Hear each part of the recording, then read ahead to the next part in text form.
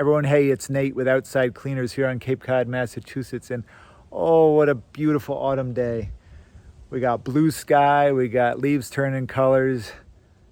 This is October on Cape Cod. I love it. Look, I'm in East Orleans today following up on a job I performed about 4 months ago to the day, actually. This property has a number of buildings upon it with asphalt roofs, and the homeowner realized that the asphalt roofs were pretty heavily afflicted with lichen. And as I've described elsewhere, lichen is damaging to roofs. It's not just an eyesore, it's damaging. So the homeowner wanted it addressed. He didn't want to spend more than he had to.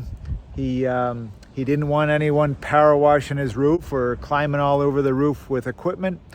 He also didn't want super strong chemicals being used, chemicals that may threaten the health of nearby landscaping or even may stain the cedar siding of the buildings underneath the asphalt roofing. So basically I applied a solution of hydrogen peroxide to the roofs and I walked away, and we've let nature do the rest. That was 4 months ago. Let's see how it's doing. Let's see up here. All right, this tree's shadows are gonna play with us a little bit, but yeah. All right, so that looks improved, no doubt. Well, this looks vastly improved. I'm liking that. Get it?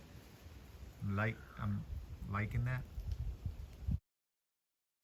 Okay, this roof had previously had those, like the big sand dollar type blobs of lichen upon it, which I'm not seeing now.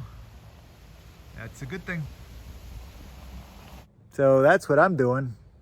Anyway, if you've got lichen growing upon your asphalt roof shingles and you're interested in having it addressed in a way that's not involving guys attacking your roof with a power washer or bombing it with chlorine bleach, give me a call.